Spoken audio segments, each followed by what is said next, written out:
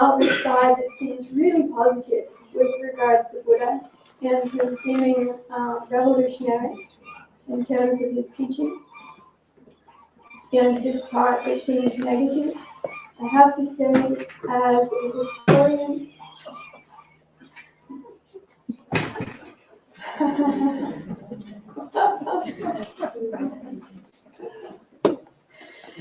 neither of them seems correct. If with all the distractions you can remember what I was just talking about. Neither of them seems correct. In fact, it looks like not long before the Buddha's lifetime, there was a great civilization called the Indus Valley Civilization, which looks to have been very egalitarian. With the drying up of their main river, those people migrated down throughout India. They spread. The Jains founded an enormous women's monastic community as well as men's monastic community before the Buddha's awakening in the same area. There were women wanderers, there were women contemplatives, there were Brahmin women teachers. Brahmins were the class of priests in India. We have these texts not often put forth.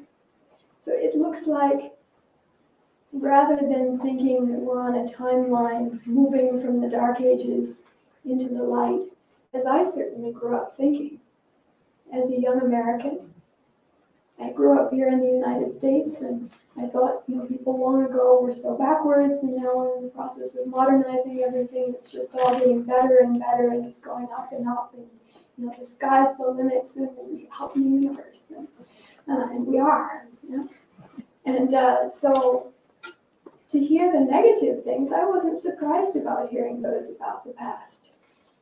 I thought, okay, and we're improving, we're getting better, we're doing everything better now. But in reality, it looks like this idea that the Buddha was the very first to do something like this doesn't seem historically true. It seems like he was born in a time and place where that was going on, and with his Great Awakening, there wasn't anything that told him that he shouldn't do that too. In fact, he did. And really, greatly. Many of the traditions that were alive in that time, all kinds of wild and interesting teachings that were around then. Many of them haven't survived. Many of the monastic communities of that time, or the Dharma heirs of those teachers, their lineage has been completely broken and has passed. Not so for Buddhism. 2,600 years later, here we are, and 2,595 years after the foundation of our women's monastic community. Also, here we are. And part of this great process that we have happening here in the West. So the negative things that we find attributed to the Buddha also with historic study doesn't look like it actually dates to the Buddha's time. What it looks like historically is that with the spread of Buddhism and with the changing of the times, that patriarchy started to rise really strongly. Within a few hundred years of the Buddha passing away, the West started to rise strongly. Alexander, pupil of Aristotle, invaded India, linking East and West. Aristotle is known for many things, very big in the world of classical education for a long time. He's attributed, the words are attributed to him that, he said that between slaves and women, slaves are better. He actually didn't think that women were fully human. He thought that due to, he had measured a woman as having a lower body temperature than a man. He thought that showed that women were not completely human. And he even had the idea that women didn't have souls. But that the man had the soul, and the soul was passed through the seed, and that then passed into the future males, and that was, what it was to be fully human. And the woman was the earth, so the ground for that happening. So these old ideas of the Mother Earth. So, we have then, at that time, the contemporary West, with Western superpower, best military in the world domination, dreams of world domination, spreading out and coming into that area. And then right around that time, we find for the Jains, we find a rift in their monastic community, with a large number of them no longer believing that women can awaken. Thinking that women had to be reborn as men before they could practice the spiritual path and realize its fruits and its benefits. And we find the Jain community divided. In Brahmanism, where the women used to have initiation, the girls together with the boys, and then they studied, and then all of that, and then they also could go into a contemplative life in their later years. We have the old records of this, and we have new texts called the Dharma Shastras. These are not Buddhist texts. And that's the beginnings of contemporary Hinduism arising. And we have things very similar. In the laws of Manu, things very similar to what Aristotle said, coming forth in Indic language from Indian teachers. And then that whole priestly tradition, those were the priests for the society, developing and spreading these ideas as counselors of kings, making laws. These were legal codes that made it so women were vassal or subject to their father, their husband, and then their son. Explicitly stated, a woman never has any true autonomy or independence in her life. Womankind is not capable of such. Almost an Indian translation of what Aristotle said earlier. And one of the things about Buddhism that people often praise these days, that we find so beneficial now, that I really appreciate, is Buddhism's adaptability. Why do we have Tibetan Buddhism and Thai Buddhism and Sri Lankan Buddhism and Korean Buddhism and the rise of unique American Buddhism, all of them special and unique and different with different cultural characteristics and all of that, and all of this beautiful Buddhist culture that we've inherited because of that adaptability, because of that changeability. So a good part of Buddhism then, in times where the other religious and mainstream social movements were going, as I've talked about, and went that way increasingly over hundreds of years, Buddhism adapted to that. Because as Shari was saying in the beginning, we live in interdependency. All of our lives are connected. We're not, even if we live out in a hermitage on the Sonoma coast up north of Jenner, in the redwood forest by the ocean, still we're part of this world, and our lives are intimately interconnected. And the Buddha so recognized that, and the system that he made is so about that for the monastics who lived the way that he did. The Buddha, after his awakening, he was a layman as a younger person, he married, had a child. After his awakening, he continued to live as a monk. And those who were attracted to him and experienced awakening on the path, a good number of them, they wanted to live in the way that he lived. Me too. I felt that also.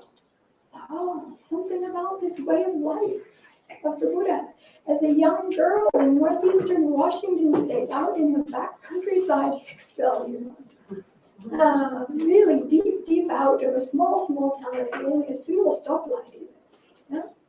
And I looked in the magazine and I saw the form of the Buddhist monastic and read the books of the Buddha, and that light went on in me. And, oh, something deeply touching me. Something activated that wanted, not only was interested, but wanted to feel and to see and to know and to live those benefits for myself, if I was able to. When I met a friend of the family who had ordained temporarily in Thailand, there was a tradition of temporary ordination for men, also for women, although it's not called ordination in that case. But of temporary monastic life, when I heard about that being possible, from another American friend, I thought, oh, he said it was the best experience of his life. He went to do some work with irrigation or something, like the Peace Corps, and then an opportunity was there to stay and to live in a monastery for 3 months over the rainy season, and to learn the moral virtue that the Buddha taught and lived and shared. It's been passed down to learn the meditation and the wisdom teachings, to learn and to live and to practice those in their environment. It's one of the best experiences of his life. And being a young teenager, I thought, oh, that's great. All right, can I do that too?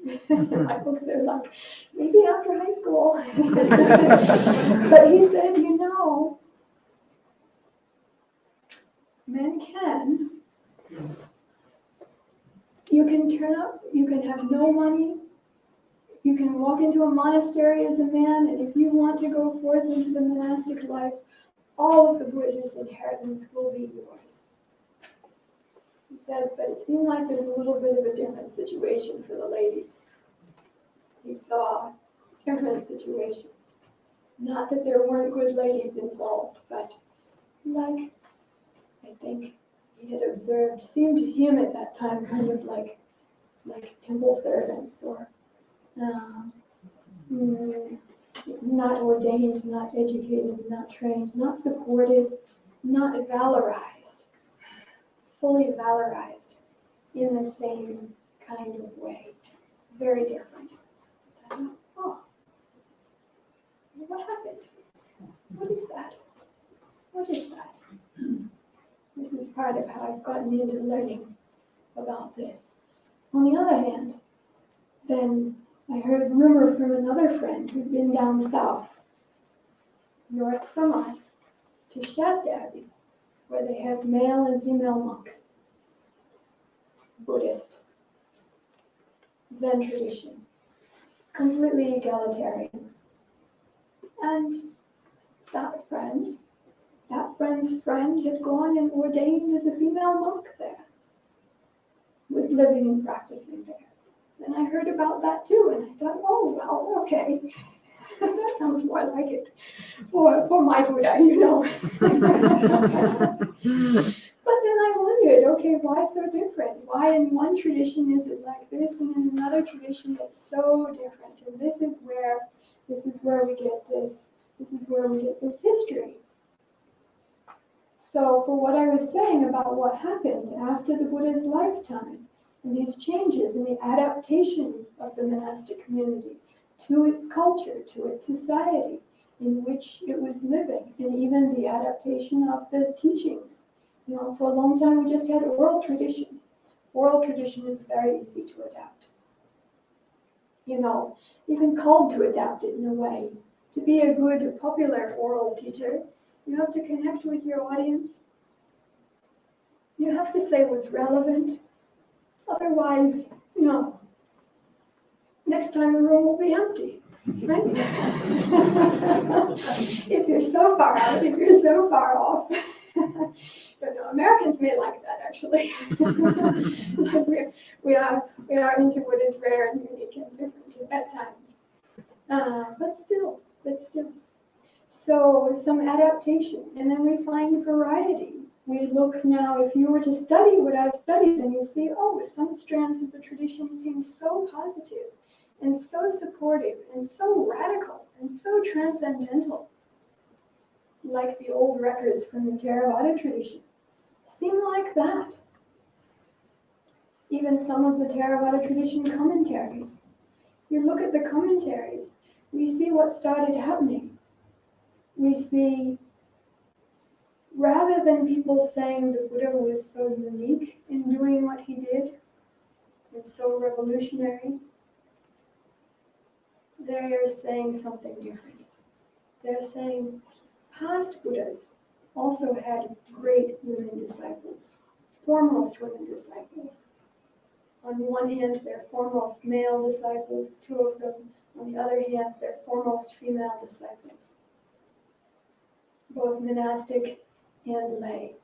We look at the traditions and we see them developing these histories of saying there hasn't only been one Buddha, not just one in the entire history of humanity, but in ages past, also that there have been those who awakened so, and saying they too had such disciples.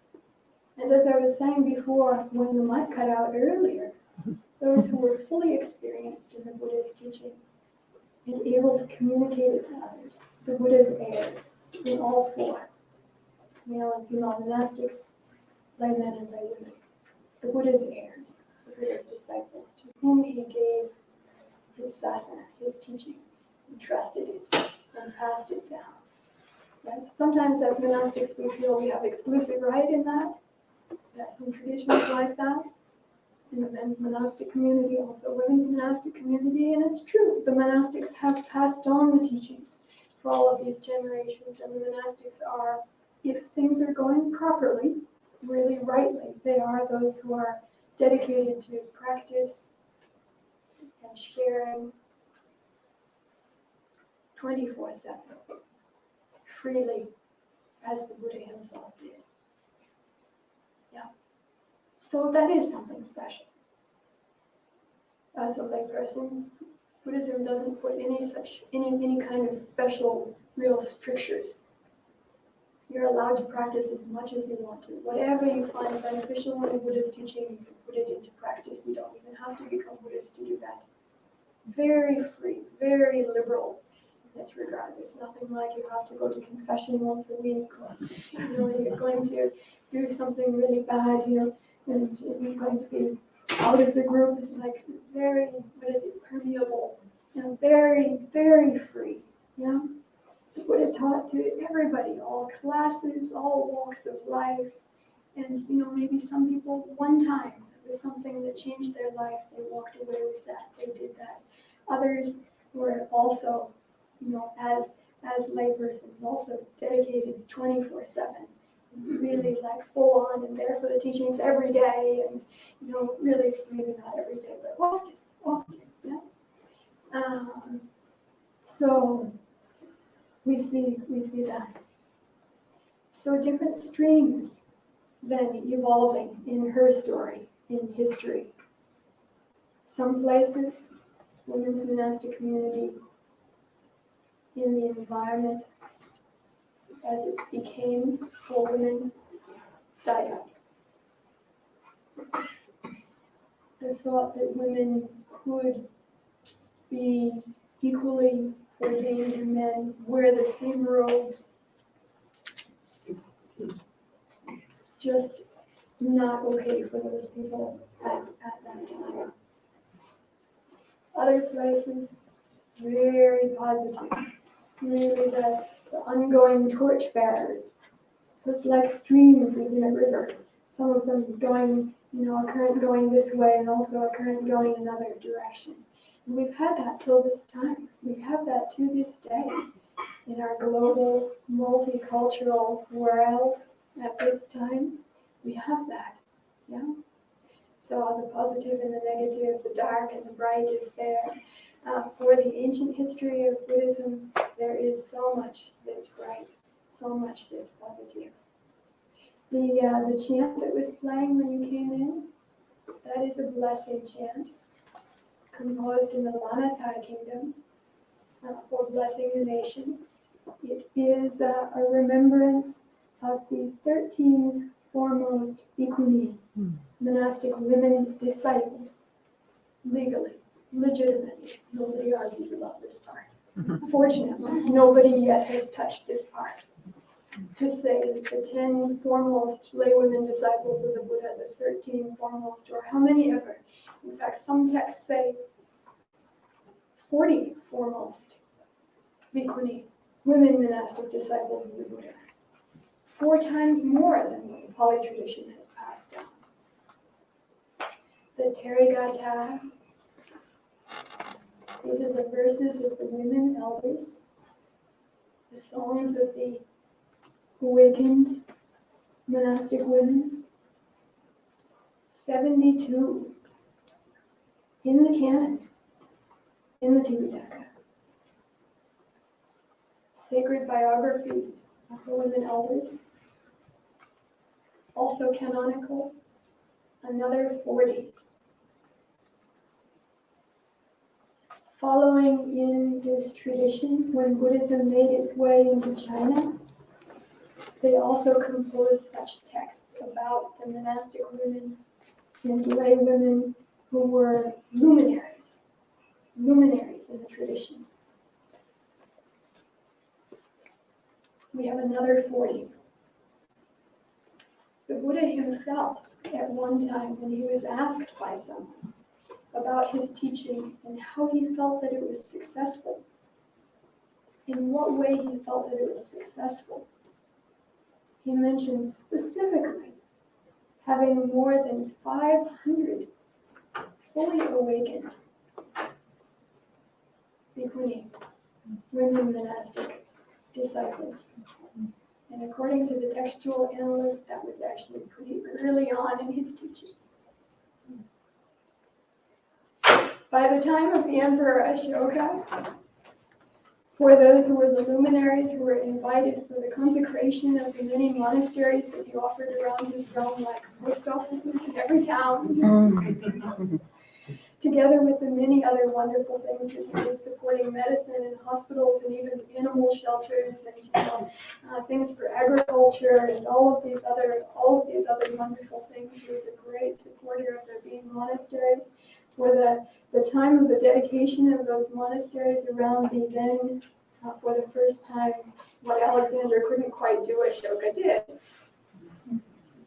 Unified India, 84,000 being the big number of monasteries, and the number of luminary bhikkhunis who were supposed to have attended that consecration of those monasteries, according to the text, 96,000.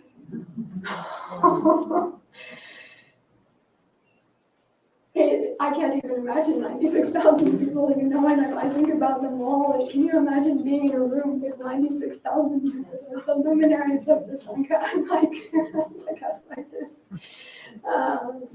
So it's just mind-boggling. You have to wonder, okay, are they embellishing? Does it really mean 10,000? No. Or does it really mean 900? Even 900, my goodness. Later on in Sri Lanka, as Buddhism spread internationally, we have the records of the women who were ordained, and in other countries, as Buddhism started to spread, more than half of the records of the missions show both men and women being fully ordained. And then in Sri Lanka, sometime into the development of Buddhism, then we have this number again of 86,000 Bhikkhunis who were luminaries of the monastic community at that time. It's like these enormous numbers. For me, actually, when I read that, whether it's exaggerated or not, I don't know. But I mean, there were records show there were a lot of people in some metropolitan areas around that time, like there are now. A million in the metropolis happened in those days. At least more than that even. For me, my heart kind of zings. It starts to open. it starts to blossom. That's the affirmation. The Thai people, the Thai Buddhists have been so wonderful about preserving relics of the Buddha's past and the bodily relics of the Buddha himself, making great monuments for these, and of the great Arahantas, men and women. I saw a book that has pictures of the bodily relics of some of these ancient great ladies that I've been talking about. And one elder monastic teacher, master, asked me to use the computer to actually illumine these pictures and sit and meditate with them and just look at them. These are the corporal remains that have been preserved of a good number of these women. I sat with them with the light of the computer screen shining through them. And, as so often happens, it is the mental and physical encounter with great people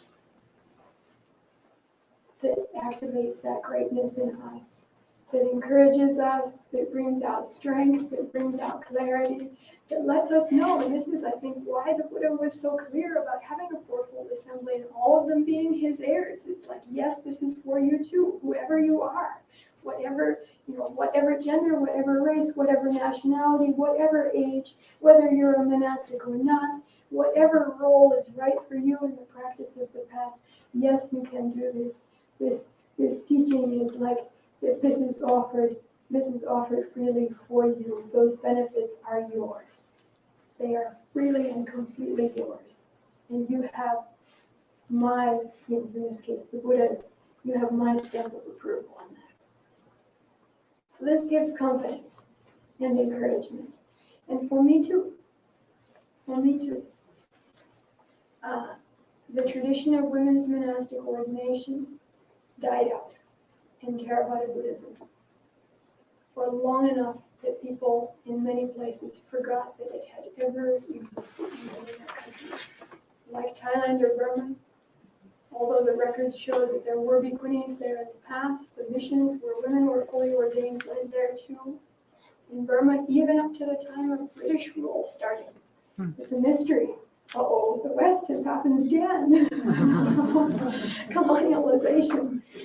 And it's like burning the Buddhist books and this kind of thing to try to, demoralize the people and gain power. And it's a regular tactic. So we have records of bhikkhunis in Burma up till that time. And then gone. Don't know what happened. I don't know, is there some record that I have to get into, some secret cache of American military records or something to tell me it's easier to get into the ancient stupas these days than it's to get into this. Who knows, maybe there's nothing there, but for some reason disappeared around that time. We don't know why. And now the majority of the people actually think it never happened. They never had it, not part of their tradition. Even might think that it's sacrilegious. It's not right for a woman to think to be ordained. There's something wrong with that. Might even think so. Feminine gender, as there are those who say so today, as Aristotle said, doesn't have what it takes to do that thing, which makes one a fully ordained monastic or a priest. So, as far as I know, and I'm sorry to say it like this, but I think that's really might be more important in lay life. And even there, not everything. As everyone who's lived a longer time in life could probably tell you, that's not necessarily the be-all and end-all of life. Yes. Certainly we find the monastic life for the depths of our hearts. Yeah. So, Tibetan Buddhism also, debatable. When Buddhism went to Tibet, whether there has ever been a tradition of women's monastic ordination there or not. These good ladies here, these venerables, might be ordained as bhikkhunis, bhikshunis, if they went outside their tradition to get ordination. Or they might be ordained legally and officially as novices, which is a big step up from where millions of monastic women are at in South and Southeast Asia, where cannot even become a novice, not even a novice. Not in this lifetime, not until you're reborn as a man. Sorry to say, tough luck. As far as I know, that was something that came up after this Alexander invasion thing with Aristotle and all of that. Not what the Buddha said. Not that. He was encouraging that we can fully live this path in this lifetime now. If there's more for our spiritual path to complete, then according to the ideas of rebirth and reincarnation, can go on as long as we need in our spiritual path, our path of spiritual development. The Buddha was not saying you have to do that. As far as I know, he himself never encouraged any woman that she has to be reborn in something else before she can practice the path and gain success in it. Yeah, but please understand, I don't think the Buddha was the bad guy in this, and I don't think he was I think he was a great hero. I think he was completely an excellent hero just as he was, but I don't think he was so revolutionary in what he was doing in his own time, in this aspect, because there were quite a few other folks doing it, quite a bit else around. Maybe even we now, after entering into what we're really like, rich burning and these kind of things, that's our contemporary, recent, comparatively recent Western history. We still sometimes have some kind of things like this happening in our world, even in modern times. If you watch the news, there is. It's like how many millions are involved in sex slavery. I received a note that I was looking at this morning from Interfaith Women for Peace, that even in the San Francisco Bay Area, the numbers who are somehow drawn into this area and then caught in sex slavery, astounding. Vast majority women. The really surprising thing is how many women are also what I would say, the perpetrators. But this is what happens sometimes. When people, what they're drawn into is like corrupt. If the mind becomes changed by that, or accommodates it too much, then they themselves can pass it on and do the same thing to others. Something we have to be so very careful about. As I understand the Buddha's teaching in this issue, as with many other issues, so important for us in human life to develop the awakening of awareness, that we're able to see and know these things in ourselves, these patterns in ourselves, and then able to make conscious, free choice and act in wholesome and progressive ways to stop the cycles of suffering that we've been involved in as much as we can, and to look for another way, to look for what else can be done. Is there another way? Because this is the blackest thing in human life. And I know in places where, where it seemed like, okay, for me, I have this aspiration to live as the Buddha lived, to live his teachings fully, and then if I encounter the closed door, it's like way closed for you. Better luck next life. That is the darkest thing, I think, in human life, is when we see no way, when it seems like the door is closed. When what seems best and truest and most wholesome and most beautiful and what the depths of our heart truly incline to and sing for and what liberates us and gives us life, when it's like our systems and the people around us are like, close that down, turn that off, put it back where it came from. Different kind of like living like a slave. Slavery, drudgery of human life, turning human life into something far more degraded and perpetuating that for, what is it, unknowingly, inadvertently for oneself and for others. So I feel like, okay, as far as I can tell, the Buddha opened those doors and opened them wide and said, Ehipasiko, come and see for yourself. And so I've made the choice to participate. I don't know how I got so lucky myself. Somehow before it was really possible, I was lucky enough to be fully ordained by Theravada Buddhist monks. I don't know how I got so lucky. But then I was very lonely. Few. At that time, Maya Sobana was not there. Our whole monastic community, I participated myself personally in the ordination of 27 women. At various stages of ordination. So if you imagine all of them, it's not 96,000.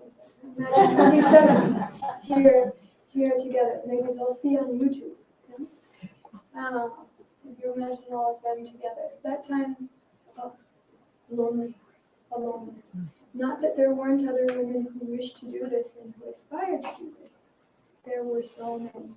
Everywhere I went, east and west, there were those who came to me and said, "You're a bhikkhuni?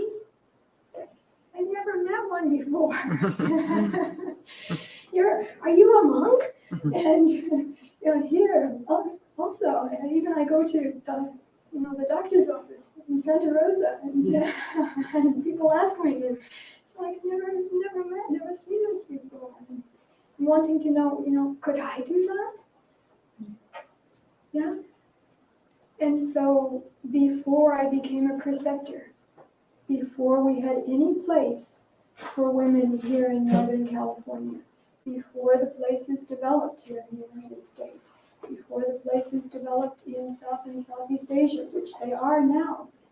It hasn't been that long since this revival, since the beginning of this renaissance. It's very close to the word Renaissance. But now all of you, having heard what you've heard, should be real Renaissance folks. Do you have an idea of what the Renaissance of this is? That means those 96,000 women who have the aspiration, those 1 million lay renunciate unordained nuns in Southeast Asia who have been called to this life, that they all get to be fully welcomed, fully trained, fully educated. Their aspirations get to be fulfilled, and for all of those people who are hungry for Dhamma teaching and hungry for the uniqueness of Buddhist pastoral care, and hungry for the spiritual quality of women who are living this life fully and having that connection in their own lives and being a part of that those 96,000 women become available to them, like the post office in every town. For all who have such interest and inclination. How many towns, how many community centers in the United States this Sunday are having such a lecture where there are like us? Not many. Very rare coming together today. Rare opportunity. To have a women's monastic hermitage so close on the Sonoma coast here, rare. It is the only place in the United States still now for the last 3 years we've had a women's monastic community, a full Sangha come together for the 3 months retreat during the summer, traditional 3 months retreat time, and be together. Only place in the Theravada tradition in North America that has that, and that's only been the last 3 years, and not easy. Our conditions, our living conditions, they're very rustic, very rugged. We're living as the Buddha taught in this monastic discipline, releasing, letting go, working with non-greed, non-attachment, non-claim. We're off grid. Yeah. Welcome to come see. Beautiful piece of forest, and not with all the luxuries and amenities of the regular home in Petaluma. We're living with what has been offered in kindness and generosity. And like me coming here today, Elad and Marianne asked if I would come. I didn't ever ask how much will you pay me. Yeah? The way the Buddha made it. We, like him, also never asked that question. No hint of that. He was to be a king and then walk barefoot around, for how many years, just from morning until night, day after day, giving freely of the benefit that he discovered, and which so many people are continuing to discover. Modern medicine is being revolutionized by mindfulness. And it's only one of the folds of the Eightfold Path. What else?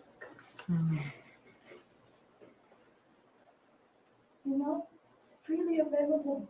I would like, now this is the thing, if you learn this through modern medicine, you're going to have to pay. I'm